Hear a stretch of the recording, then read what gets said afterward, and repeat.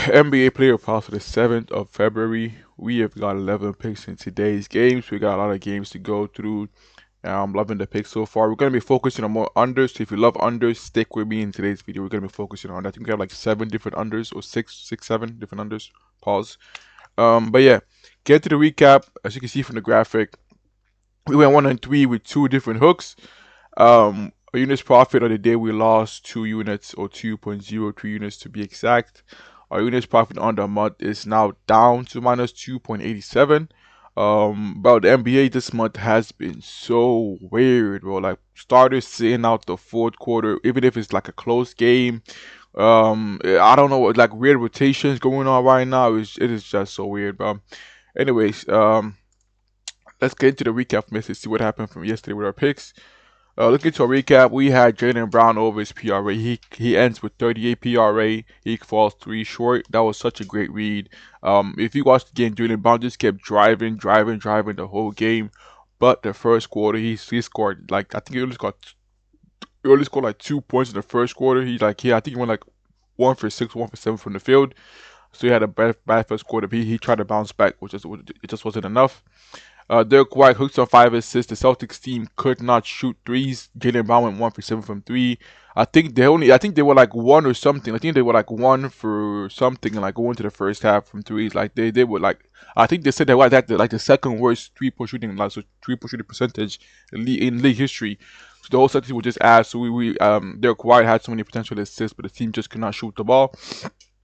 Rudy Gobert hooks on 3 rebounds in the first quarter. That was a great read, but the guy did not hit. Maybe a better line would have been going over his rebounds for the whole game.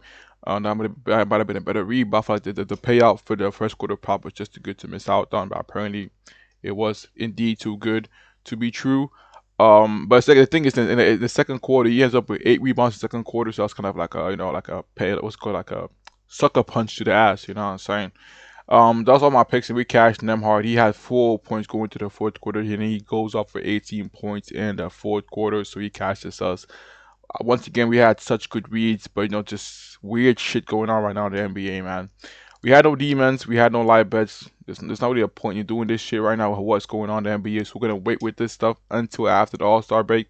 I might try to put out some live bets, but I have to be very, very sure of them if I'm gonna put them out. But so far, I'm not really sure, so I'm just gonna stay off live bets for the time being. But yeah, anyways, going to our picks, we got 2 picks in this next game. Our first pick will go with MPJ over 33.5. It's been bumped down to 32.5.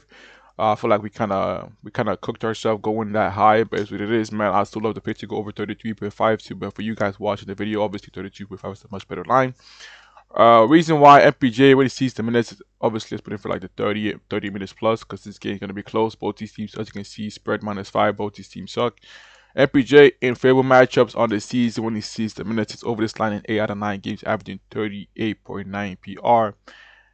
Honestly, a double-double for MPJ this game might be live. For plus 260, it might be live still, I'm just saying. MPJ points over the last, as you can see, last game, he did not shoot good. He shot 2 for 13 from the field. In this game, he shot 0 for 9 from 3. So obviously, this next game is the perfect bounce back spot for MPJ. Head-to-head against this team, he had 43 PR, as you can see, 43 PR. He had 34 points and 9 rebounds, so that's such a good, as you can see, MPJ clearly against his team. He's cooking them. He'll be getting some wide open shots from the from 3-point line. Plus, Cam Thomas has been waived, so we no longer have to worry about Cam Thomas, stealing MPJ shots when he checks in during when MPJ and Cam Thomas are on the court together. Cam Thomas usually ball hogs, if that makes sense. So yeah, with Cam Thomas being gone now, MPJ should have the ball in his hands the whole game basically. So yeah, we'd love it to go over his PR, man. A great matchup on bounce back, as you can see. Under this in 2 straight games, it's the perfect game to bounce back against the Wizards. Close game.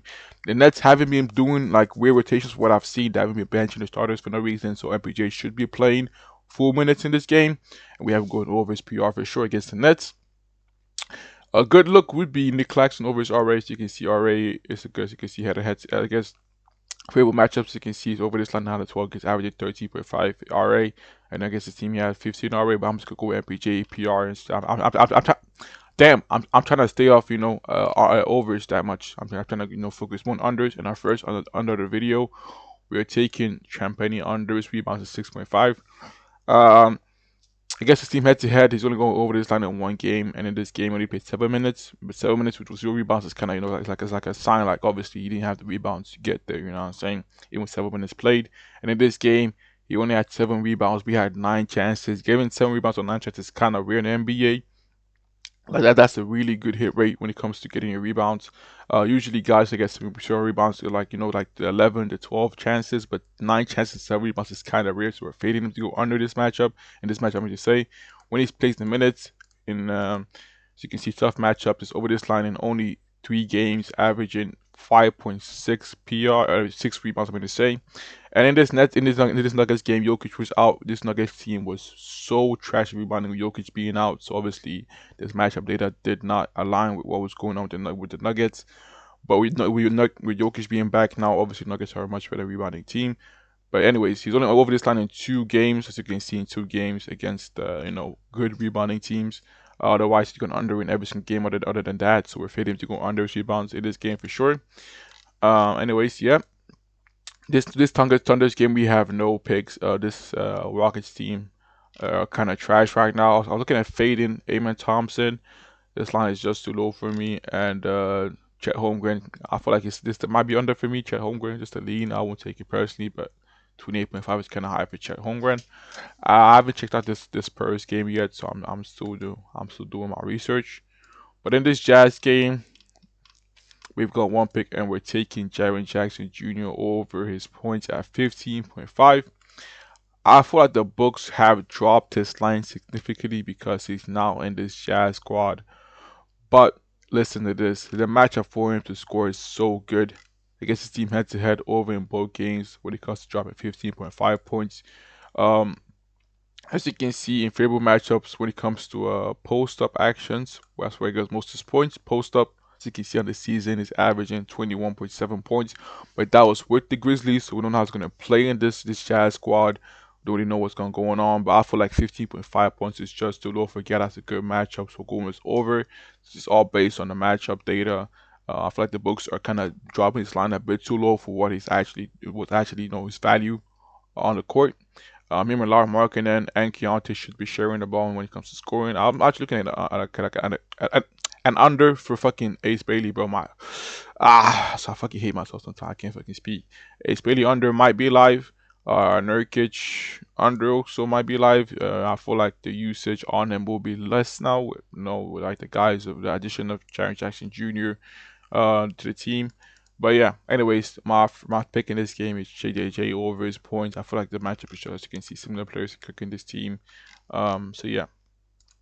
Anyways, on to this Hornets game. We have so many unders and overs in this game. First, we're fading Johnson to go under his rebounds against the Hornets. Reason why I had it against this team, he's gone under 1 game. Under the game, he went over barely with 1 more rebound. Obviously, the rebound chances are there for him.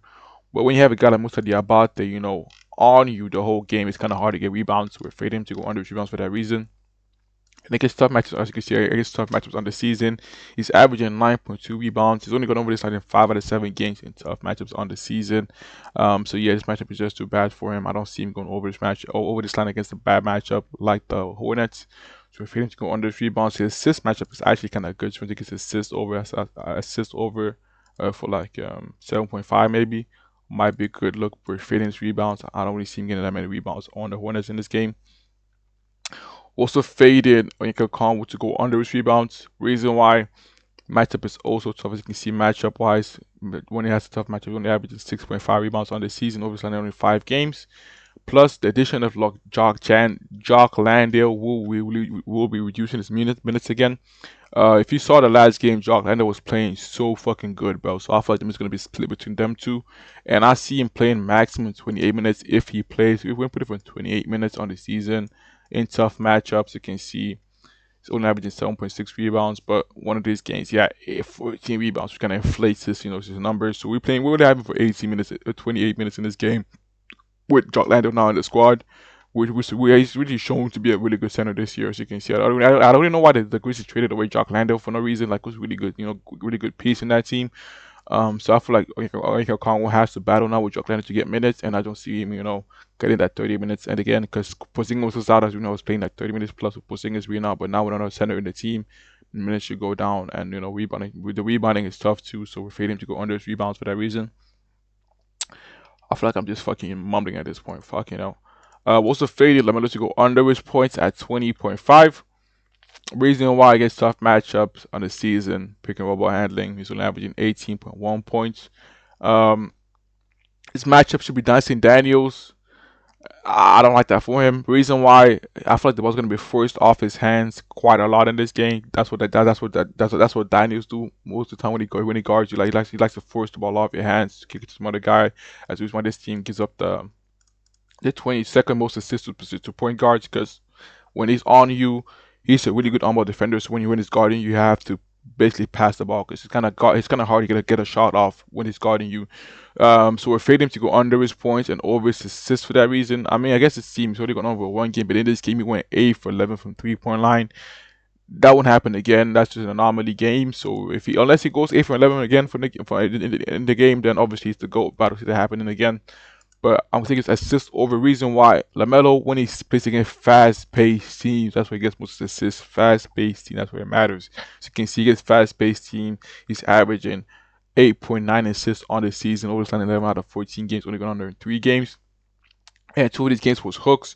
Like, we're loving assists to go over for sure, man. This could be a fast pace. As you can see, the point total 2.231.5. That's such a good points total for sure. Lamelo assists is so live in this game. It's only in 2 straight games. It's the perfect game for him to get some assists. So yeah, that's gonna force the ball off his hands, and he should get some assists in this game for sure. And our last pick, we're going with CJ McCollum over his points. So you can see 60.5 for him. I feel like it's a bit too low. With the Hawks, he's averaging 15.3 shots. If a guy's taking 15 shots a game, you expect him to get at least 17 points. Also, you can see whenever TJ has had a bad game, he bounces back every single time. You can see 12 points bounces back, 11 bounces back, 15 bounces back, 13 bounces back. As you can see, and he had 8 points, his worst performance so far. Yeah, he went 3 for 12 from the field. Now the matchup in this game, as you can see, we have the 24th most points to pick up by handlers. You can see CJ's favorite matchups with the Hawks over in every single game. So yeah, CJ over his points and a bounce back. It is so live, so we take him to go over his points for sure. And now on to the next game. We have one pick in this game. I will not be touching this Bulls team until I can see how this Bulls team performs, like over like a 5-game period. So yeah, we're going with Jokic over his RA for that reason. 19.5 up to 20.5 now.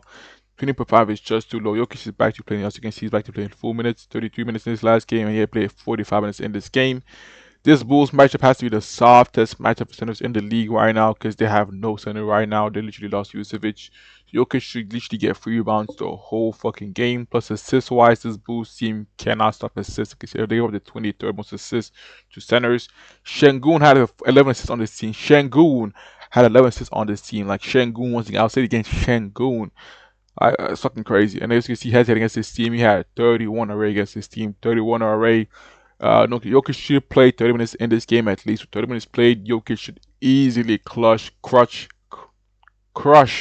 this 19.5 line. 20.5 is still crush. I see Jokic can get at least 25 already in this game. Matchup is fantastic. There's nothing more to be said about this line. There's nothing more to be said. I can't fucking speak today. But yeah, it's my pick in this game. In this game, we're fading Draymond again, but we're gonna keep fading this guy, bro. 13.5 is just too high for this guy. It's just too high. It is just too high. Head to against this team, we're going over in one game because he had 17 PA, but he had 9 assists in that game because Curry was playing. And I've showed you guys before, Curry being out, he cannot assist the ball. With Curry being out of the team, he doesn't get assists. He has 6 potential against this game. Like, the assist is not there for him. That's literally a fact. That's literally a fact. So the PA, the points, he might knock down some threes if he goes off from threes, because he can actually shoot some threes. Sometimes he has games where he goes crazy from the 3-point line. But I will not be relying on Draymond Green to knock down some threes for me. Like that, that's not happening. So we're failing to go under his PA for sure. As you can see, also one thing I noticed with both Steph Curry and Butler out, He's only played 24 minutes in this game. Mind you, this game was supposed to only play 24 minutes.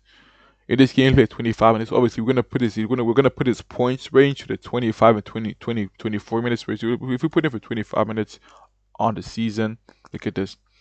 He's averaging 8.8 PA on the season when he plays maximum 25 minutes. 8.8 PA. Plus now Steph Curry and Butler out. There's no assist for him. Yeah, he's under for me. If he goes crazy from the point line, he's usually just knocking down some threes and stuff. Hey, good luck, man. You got it, bro. But other than that, we're fading him. We're gonna keep fading Draymond Green until he drops like an 8.5 PA because right now Draymond Green is not getting the shots. The assists are not there, so we're fading to go under his PA for that reason. Um, I don't think I have any picks in this game. I don't think I do. I was looking at Tyrese Maxey under his points. Matchup is, as you can see, matchup is tough. Similar players on the line against this team. Embiid over his points. Embiid is Embiid. Um, Also, BG Edgecombe over his array at 9.5. Kind of, as you can see with Edgecombe, so actually with Embiid, Maxey, and PG out. Look at the hit rate on this. He's averaging 10.9 PA at the RA. I mean to say only 2 games. Like, hey, hit rate wise, that's a good line, but I will not be taking that.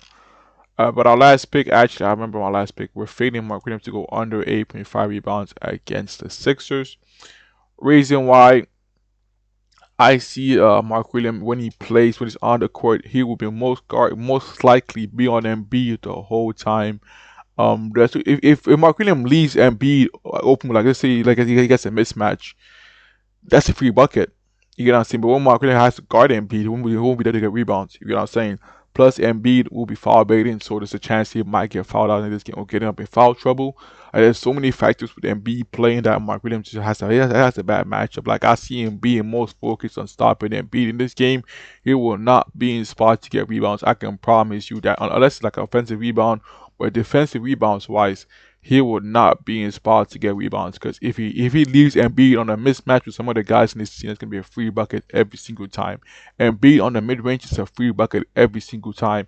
So yeah, I feel like Mark Williams in this game he will not be in the spot to get rebounds. So we're feeling to go under rebounds for that reason. My tongue today, once again, I think I had like 2 days. My tongue was working kind of good, but now today my tongue is just not working. So yeah. Anyways, there's also my picks. I will do a recap of my picks right here. These are my picks. Take whatever it is that you like. Like I said, we're doing a lot more on this so far to try and see if it actually is actually more profitable moving forward or not. But yeah, some of my picks to really take whatever it is that you like. I think, yeah, as you can see, my boy Medication Man has picks. You can see he went 6 for 2 yesterday with his picks. You can see he's kind of good with his picks. So this is his picks right here. Take whatever it is you like. And yeah, I'm out, boys. I'm out. Thank you for watching. I'm out.